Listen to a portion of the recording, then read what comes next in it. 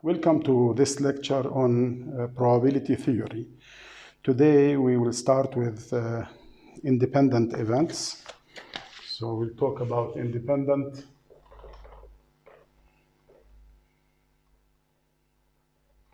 events. And we will subdivide the discussion to simplify it into two sections. First of all, we will talk about two events, A and B. And then we will make it for multiple events. So we'll make it simple first, and then we will reformulate our discussion to be applied on multiple events. We call events statistically independent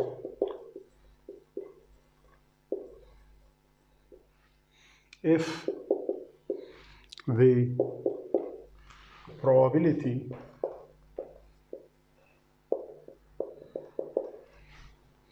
of occurrence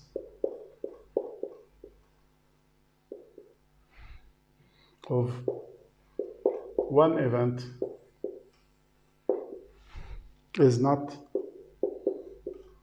affected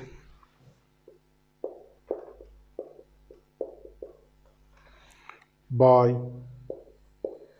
the occurrence of the other event.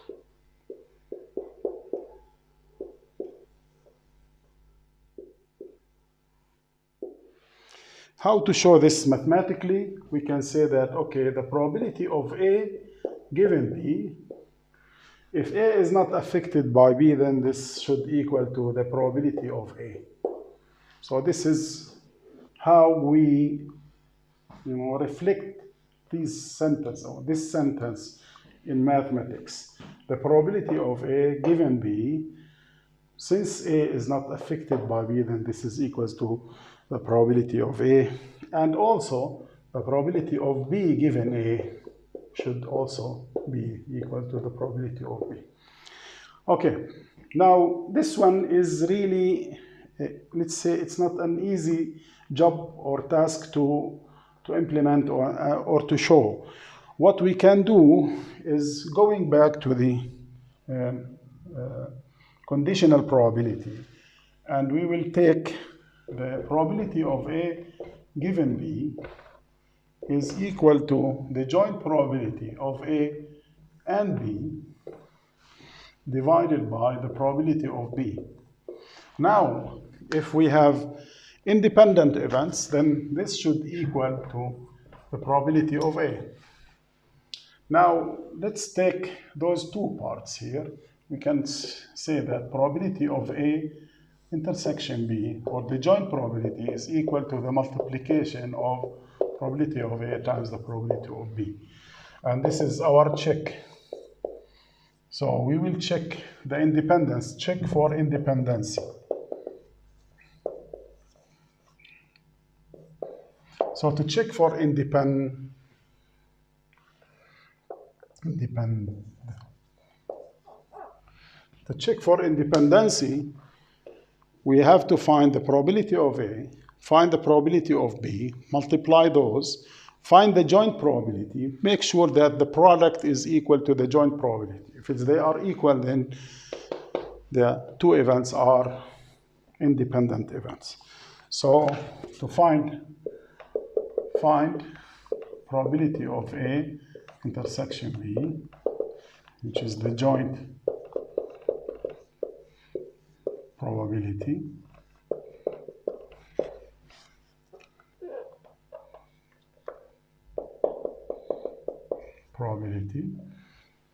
multiply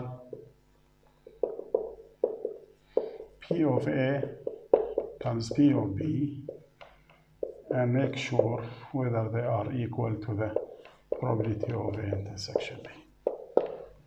If yes, Yes, then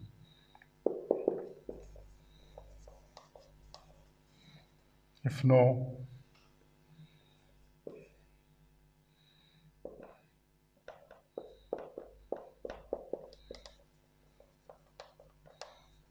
then they are not independent. Okay? So if yes, then they are independent. If not, no, then they are not independent. Okay.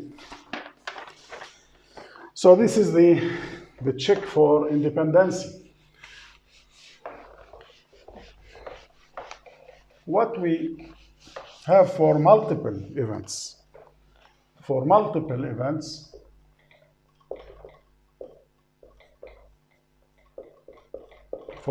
events, let's take A1, A2, and A3. So you have 3 events to be independent.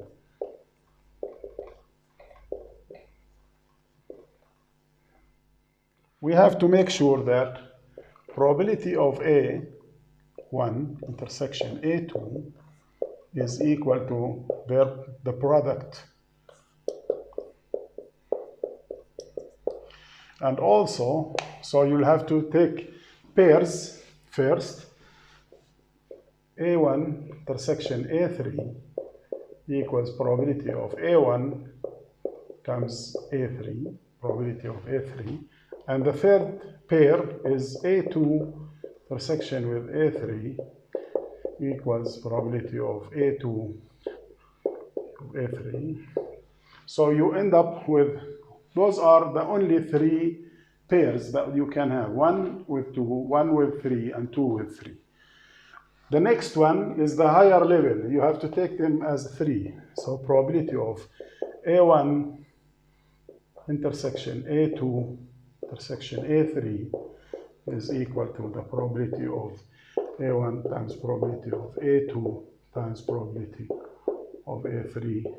So you have 4 formulas or 4 conditions to prove this is to check for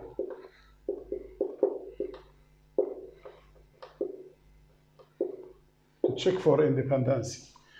If you have 4 items, if you have A1, A2, A3, and A4, then you have to take pairs, A1 with A2, A1 with A3, A1 with A4, A2 with A3, A2 with A4, A3 with A4, then 3 of them together and 4 items together. So things will be more and more complicated to check for independency. This is why we subdivided into 2 parts, the 2 events and the multiple events. So to check for independency, it's not an easy task to do. So to state this, we can say that this is the way it is to check for independency. But let me just make sure that this sentence is also given to you. If we have n events, A1, A2, up to AN are independent,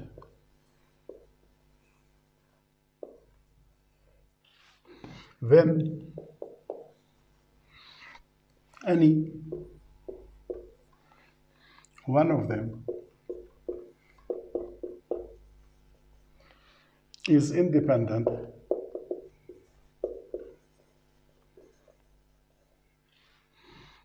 of any event formed by unions, intersections, and complements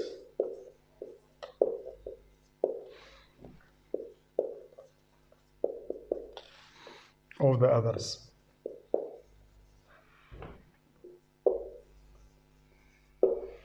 As an example, if we have an event, let's say B equals to A1 and it is the intersection with A2 union A3.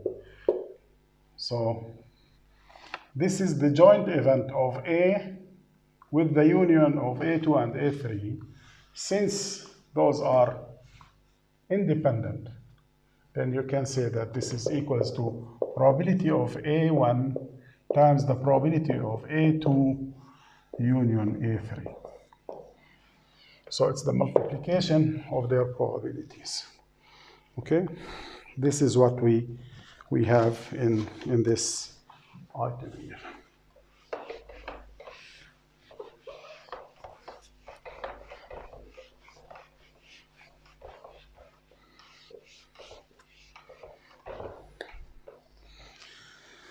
Okay, moving to making use of the independency, let's go to a certain event coming from an experiment called Bernoulli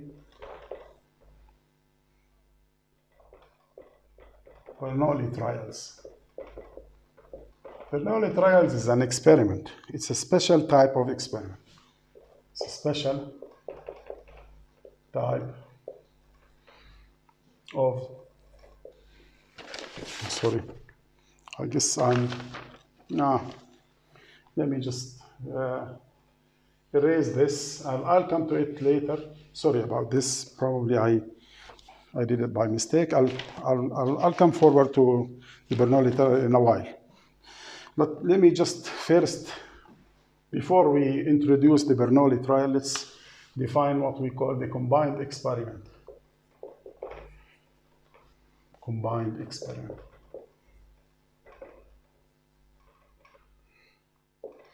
When you combine experiment, we had that actually before in the throwing the two dice together.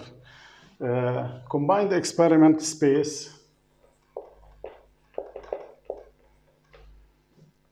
or combined sample space is defined as S, which is equal to S1 cross S2, which is the Cartesian, using the Cartesian product. The Cartesian product, where S1 is the sample space of experiment 1, and S2 is the sample space of experiment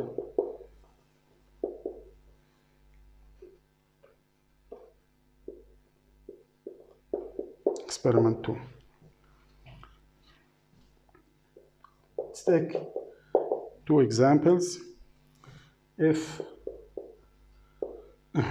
S1 is equal to heads and tails, S2 equals to throwing a die, so 1, 2, 3, 4, 5, and 6. Now if you have a combined experiment of throwing a coin or tossing a coin and rolling a die,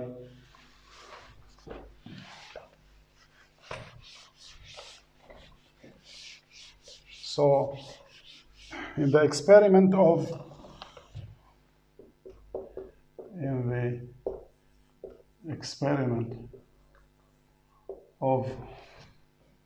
tossing a coin and rolling a die and taking all possible outcomes, then you have S equals to S1 cross S2, and S is equal to the pairs of H and 1, H and 2, HN3, HN4, HN5, HN6, and you have also TN1, TN2, TN3, TN4, TN5, and TN6. So those are the all possible outcomes. Notice that each one of those you have 1, 2, 3, 4, 5, 6, 7, 8, 9, 10, 11, 12. So every one of them has the probability, let's say, of H and 1 is equal to 1 over 12. As for probability of H only, you have, without taking care of the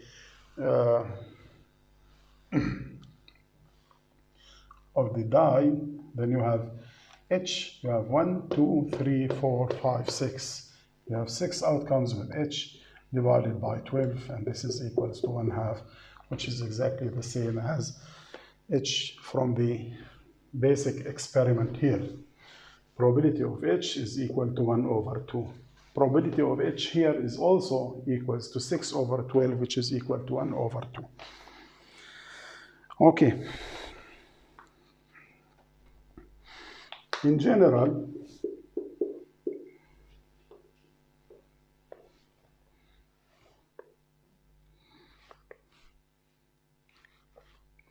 for the situation with n experiments,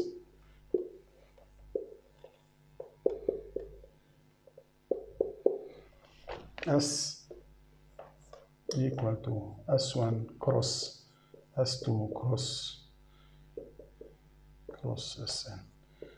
And this cross is the Cartesian product. Okay? Okay.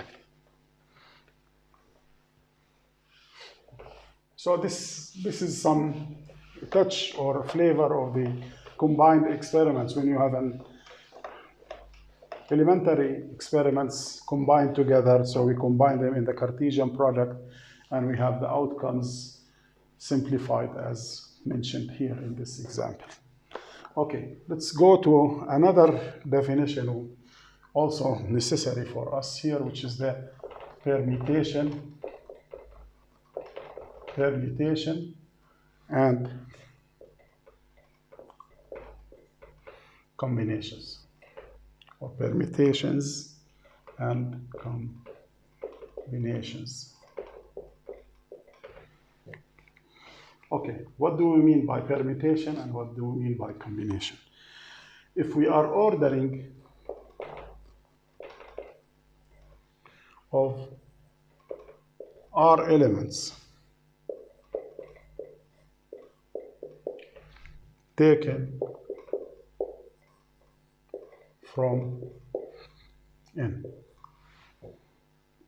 So you are picking some R elements from N, then you have something, you have number of orders N.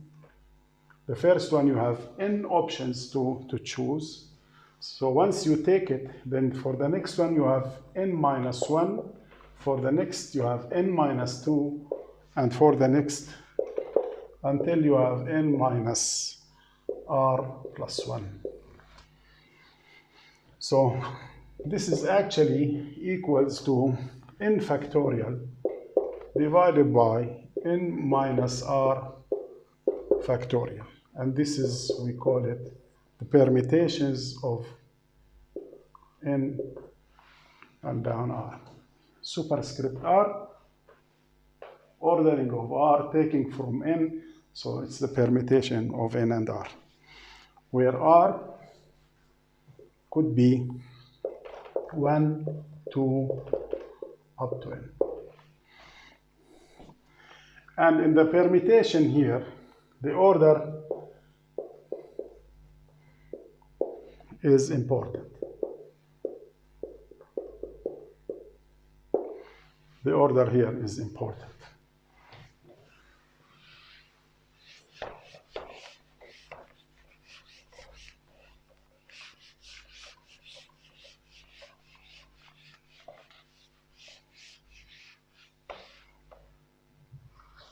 Okay, so this is how you do permutations. It's ordering of R elements taken from N. Okay, if the order is not important,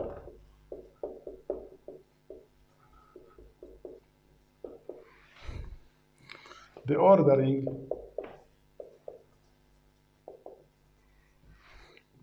will be reduced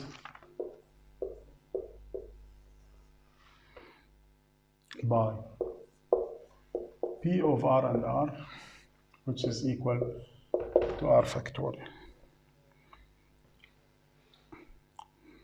And we call it combinations.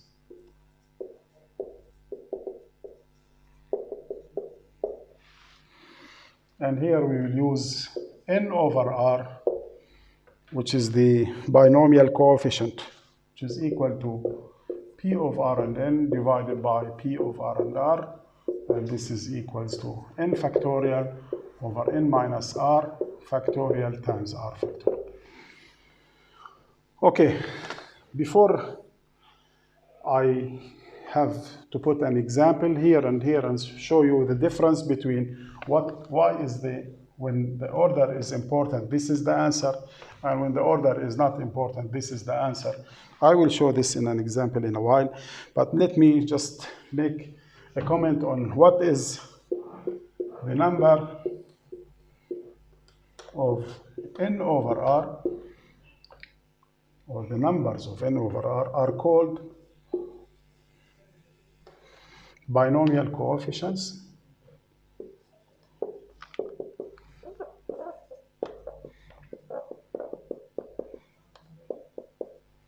Binomial coefficients, because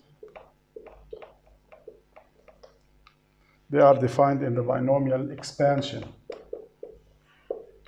Y plus or x plus y to the power n can be expanded by the series from r equals 0 to n over r, x to the power n, y to the power n minus r. Okay? Given that 0 factorial is equal to 1, and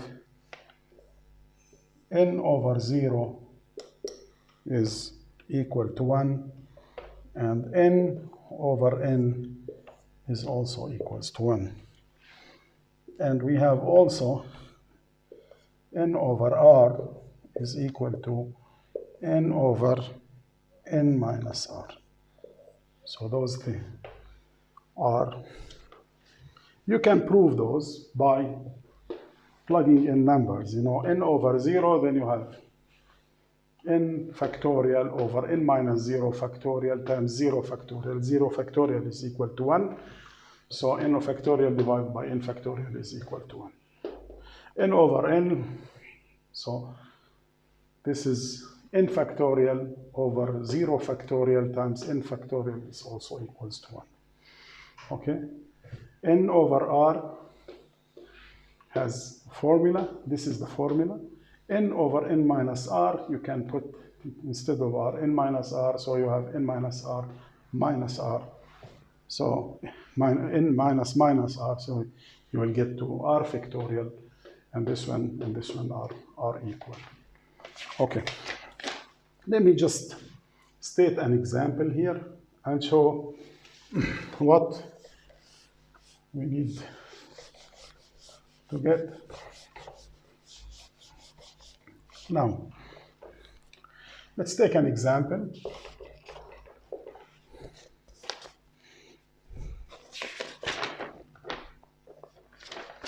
Let's take an example.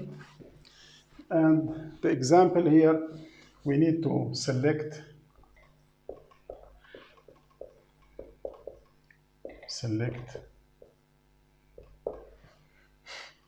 a committee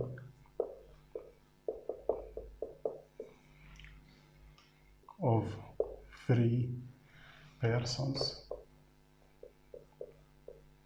out of 5 persons. So how many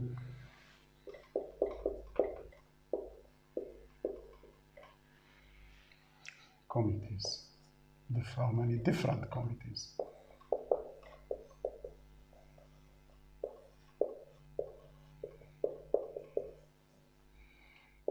we can make? Okay. Now, the question can be done in 2 ways. Committee of 3 persons. If we have to choose 3 persons without, and each one of the in the committee are the same, they are equally likely. None of them is a, let's say, chair of a committee, none of them is a vice chair, none of them is secretary. Then let's say that you pick a guy called Ahmed and a guy called Ali and a guy called Hassan. Now, those 3 guys, they are 3 out of those 5. Now, if you pick them and you don't care about the ordering, then Ahmed, Ali, and Hassan, or Ali, Ahmed, and Hassan, and Ahmed, Hassan, and Ali. And what else? Ali, Hassan, and Ahmed, and Hassan, Ali, Ahmed, Hassan, Ahmed, and Ali. 1, 2, 3, 4, 5, 6. They are all the same committee.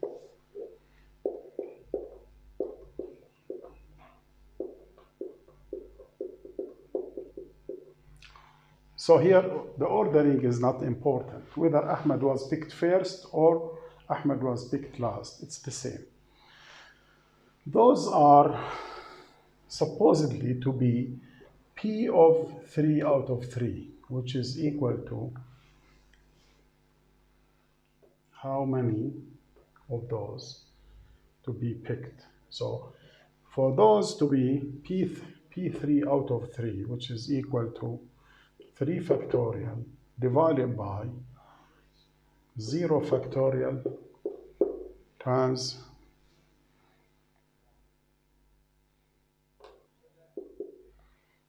3 out of 3, yeah,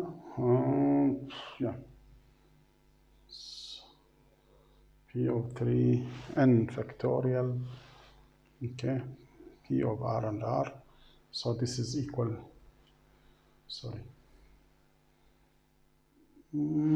should be R factorial, yeah, just a second.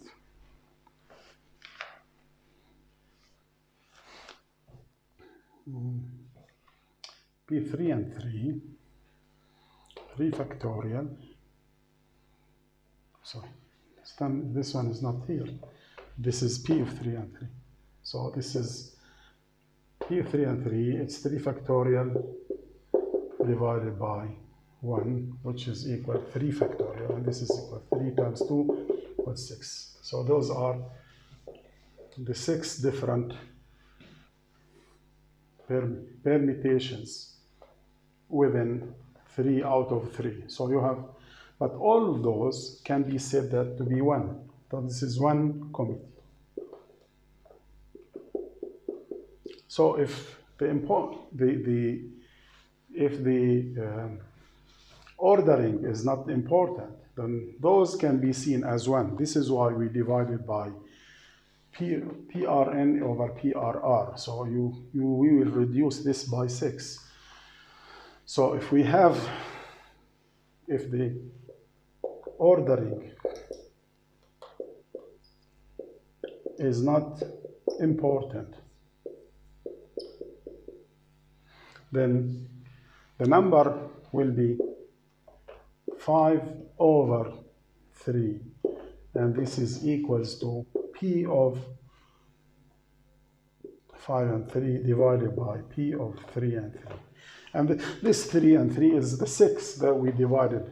As we said, if the ordering is not important, then Ahmad, Ali, and Hassan, or Ali, Ahmad, Hassan, or any one of those is the same. This is the same committee. So this is equals to 5 factorial divided by 2 factorial, which is n minus 3 times 3 factorial. So this is equals to how many? 5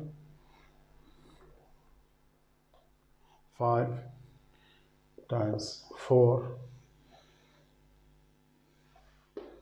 5 times 4 times 3 divided by 3 times 2, and this is equals to 10 committees. So you have 10 committees, which is equals to 5 over 3. Now, if the ordering is important, which means that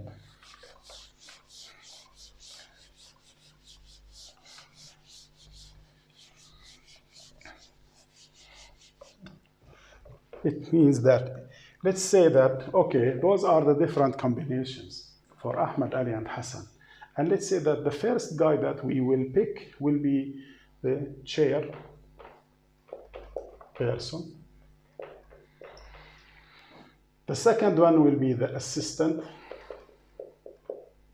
And the third one will be the secretary.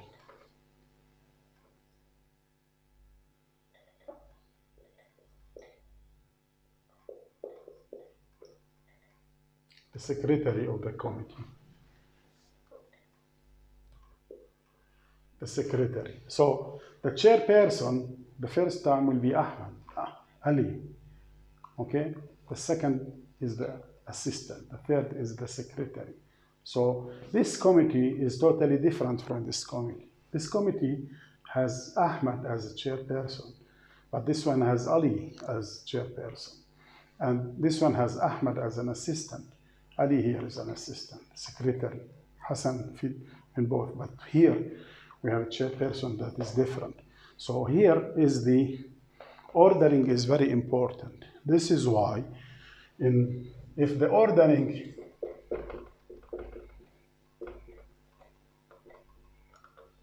is important,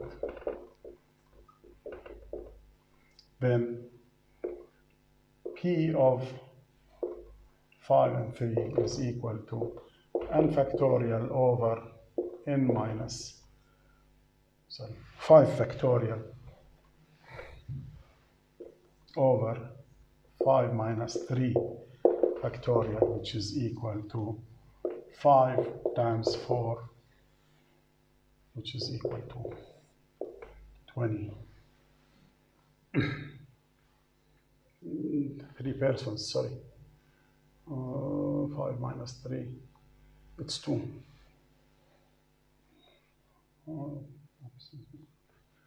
5 factorial divided by 2 factorial, which is equal to 5 times 4 times 3 times 2 factorial divided by 2 factorial. So this one will be cancelled with this one.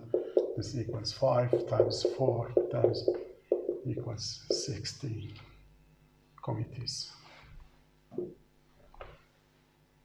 No, sorry, 1 committee, and this one is 6 committees.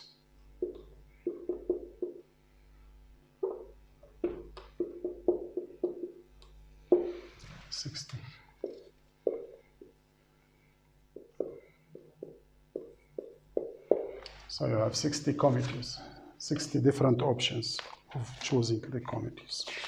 Okay.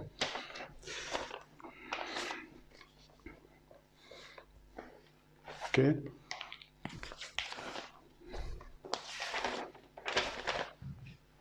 Based on this, I'm gonna go for another experiment that is very important for us, which is the Bernoulli trials.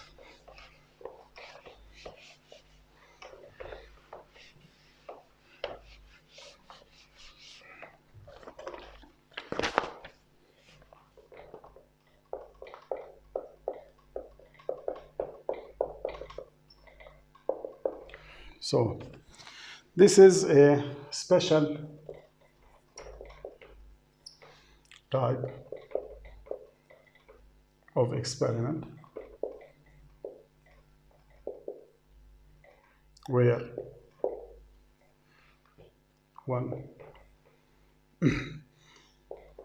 only A and A complement are the only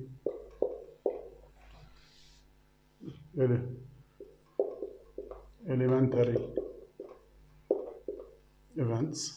So you have only A and A complement with probability of A is equal to P and probability of A complement is equal to Q, which is equal to 1 minus P.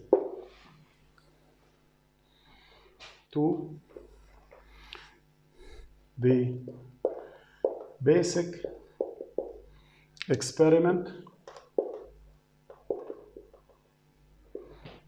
is repeated n times. Okay, 3. What is the probability of A is observed exactly K times out of n trials?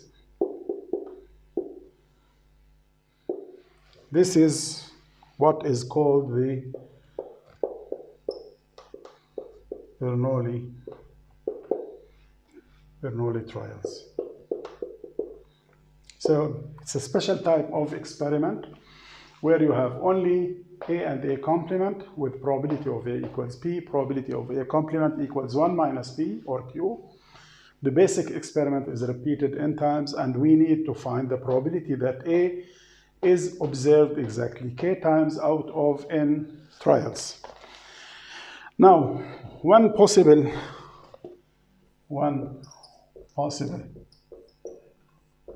outcome of the Bernoulli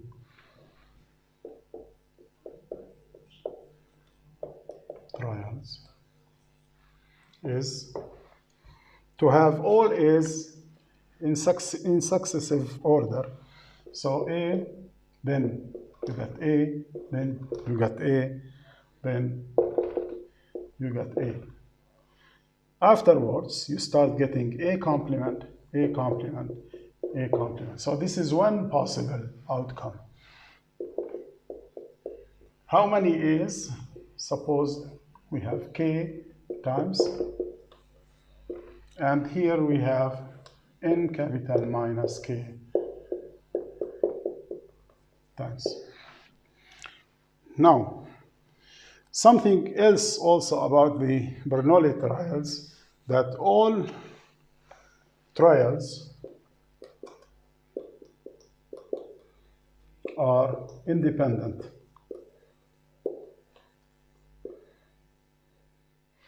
Which means that their probabilities, probability of A, or the probability of this event, let's say, the probability of this event is equal to probability of A times probability of A times probability of A times probability of A bar until the last one, probability of A bar.